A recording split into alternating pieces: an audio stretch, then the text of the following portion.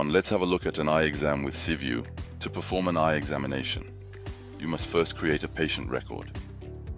You will need to enter the patient's initials, year of birth, and patient file number. You can select the type of examination you wish to perform. Today we're going to use a deep examination mode, which covers all scenarios, even the most difficult ones. Combined with the patient's medical history, this mode provides a detailed and personalized analysis to facilitate decision-making and advice on definitive treatment. The quick vision test is designed to check any necessary corrections. If you choose to use this module, ensure that the correction value is relevant, such as prescription less than 6 months old, when entering it as a starting value. Without a history case, prerequisites are required before starting the examination. With a history case, we will opt for a detailed analysis. If the patient has complaints such as double vision, diabetes, and more, you must refer them directly to a private practice. It is important to start with the most relevant starting value, whether this is from an autorefractor, a lens meter, or manual entry such as old prescription or current glasses.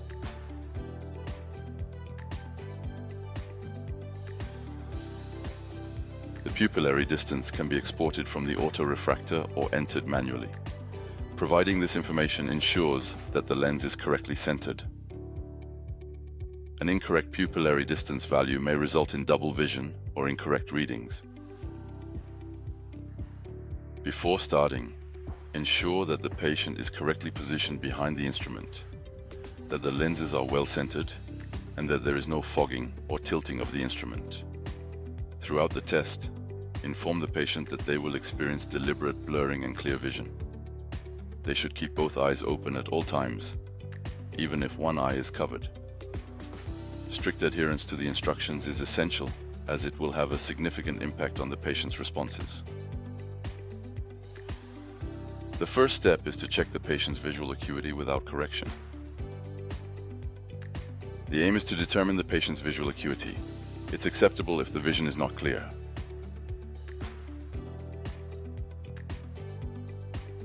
The patient must tell if the letters are sharp or not.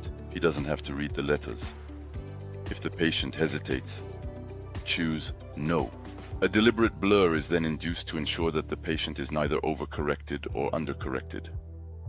The patient is asked to choose between positions 1, 2, or to indicate whether they appear the same. Same is a valid response and should not be overlooked.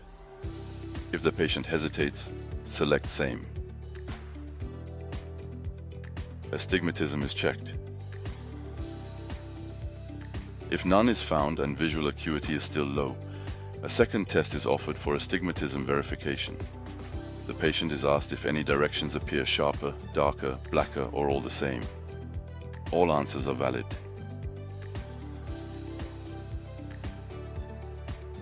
Letters are deliberately blurred to check for overcorrection or undercorrection.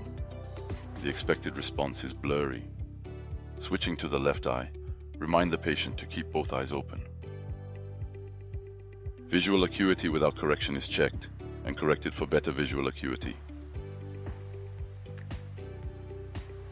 If a screening test called a pinhole test is performed to check for pathology, inform the patient of the procedure. Visual acuity may improve with this test, indicating no apparent pathology. The examination continues. Check for overcorrection or undercorrection by deliberately blurring vision. The examination of the left eye is completed. Continue with the binocular examination, ensuring that the patient understands that both eyes will now be uncovered. First check visual acuity, then induce deliberate blur to achieve binocular balance. Ensure that the patient can see several lines and aim to equalize the blur between them. The right eye saw the top line and the left eye saw the bottom line. If the binocular balance appears unbalanced, consider changing the method. Achieve balance by alternate occlusion, making sure the patient understands the procedure. Right and left eye are alternatively covered. Explain that blurred vision is normal and will gradually improve. You can finish the examination with a red-green test, an option for some practitioners to adjust the final prescription. Proceed to the near vision test, which is systematically recommended for people over the age of 44 and patients with near vision complaints. Place the rotating near vision test at 40 cm, ensuring that the visual acuity test is within the appropriate range. Check the patient visual acuity and ask if they feel more comfortable in position 1, 2, or if it's the same.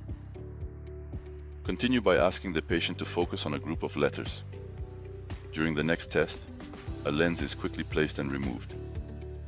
Ask if any adaptation time is required to be able to read again when the lens is removed. During the next test, some lenses will scroll up and the patient is asked to indicate when the letters become blurred.